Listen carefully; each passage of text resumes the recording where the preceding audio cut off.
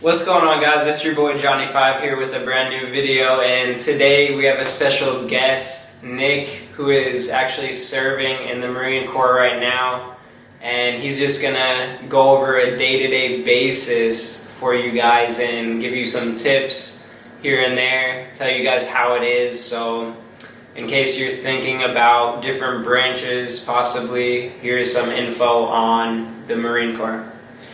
Alright, I've been in the Marine Corps for 2 years, going on 2.5.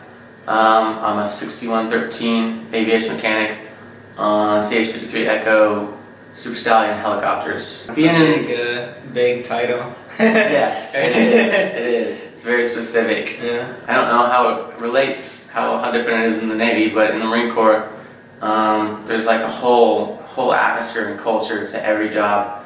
So, like the whole aviation sector has its own reputation, and generally we have a reputation of being more laid back and working longer hours. Unlike the rest of the Marine Corps, which they call the green side, it's like the ground side. We work around the clock, so I work nights, work Sunday through Thursday, which is not typical for the Marine Corps. So I work in a specific shop called Flightline. We work on big components, drive shafts, engines, transmissions, the brutish stuff of the aviation sector, and it's got the reputation of being the toughest in our aviation community.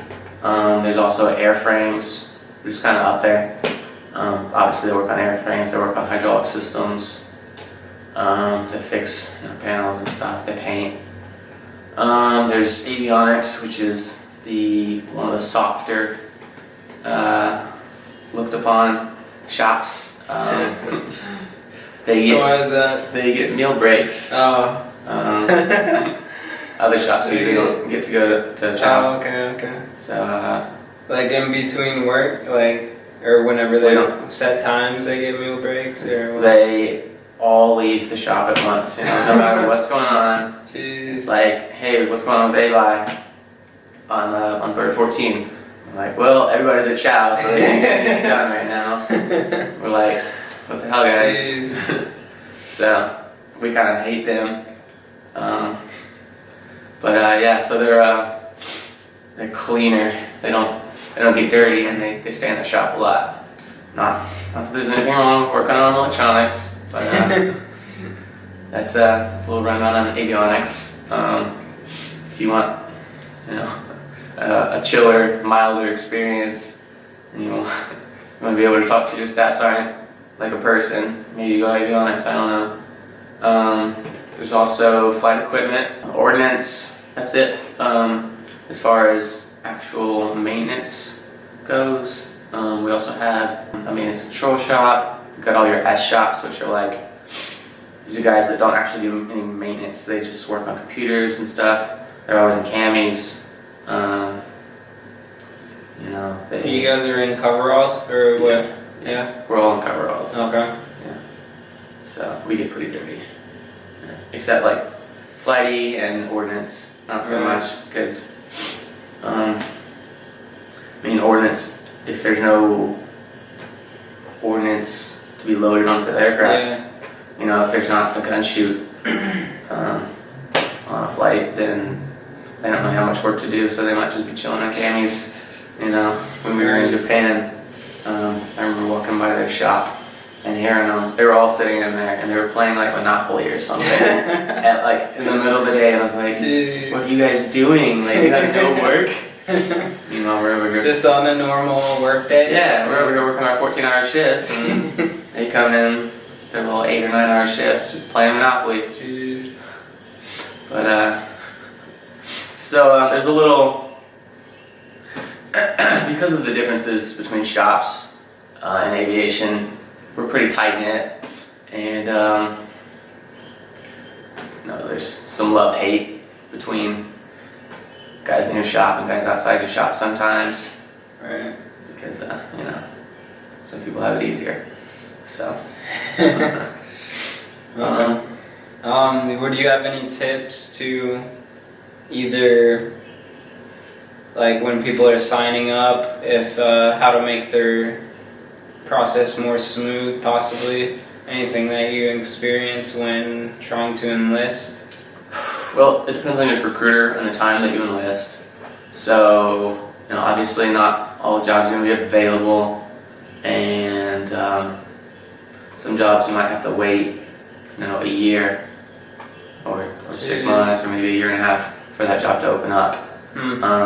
But I mean, for me it's 5. Most jobs it's a 4-year commitment, so it's really worth the 6 months to wait just to be in a job that you prefer, because there's so many jobs that you think sound cool at the surface, and then you look and you find out what they really do, and you're like, God, I gotta do this for 4 years. I have to clean guns every day for 9 hours, like the same gun. Some people's jobs only? Yeah. They just clean guns? Yep, they armory.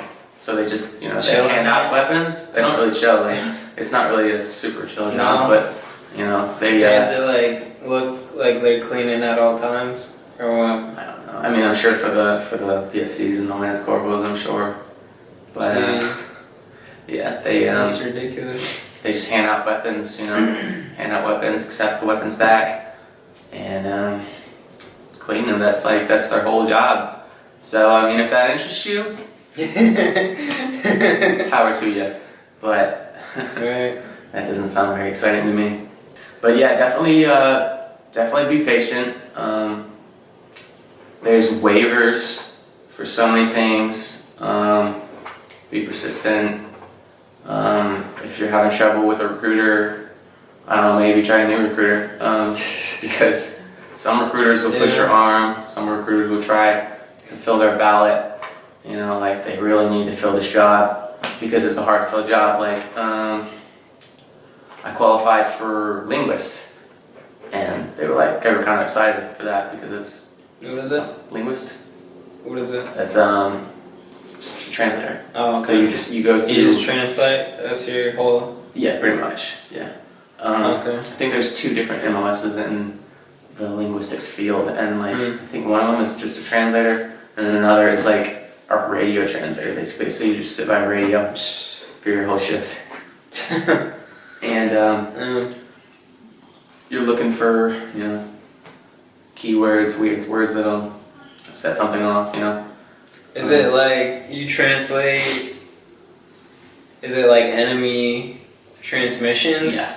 Okay. So you're listening to the enemy. Oh, that's cool. Yeah, but I don't know. I think I might fall asleep after listening for more than an hour. So, Jeez. Yeah, for that, that's a 5-year contract. And you go, first you'll take the D-Lab, which is this pretty difficult language test. If you're good at learning music, or if you know that you're good at learning languages, maybe try for it. That's a pretty difficult test. They make up a language and you have to figure it out. That's crazy. Yeah, I didn't get high enough score, but yeah. So you pass. If you pass that, they send you to the linguistic school, which is a year or a year and a half, and you just sit at a computer for 8 hours a day and learn the language. Wow. And then for your next 4 years, you translate. So if you're kind of the nerdy type, or just want to chill out in a chair and listen to a radio for 8 hours, go for it. So, surviving the fleet. It's kind of just what you learn in boot camp. I don't know, just be confident. Right when you get to the fleet, learn your job as quickly and as effectively as you can. Study, listen to your seniors. Definitely stand at parade rest at all times if you're a boot. Because you're gonna get in the aviation side. It's stand at parade rest and be respectful. On the green side, a lot of times they have nothing better to do than to just fuck with you. So they will get on you for the stupidest things. I've heard the stupidest stories from the ground side, especially.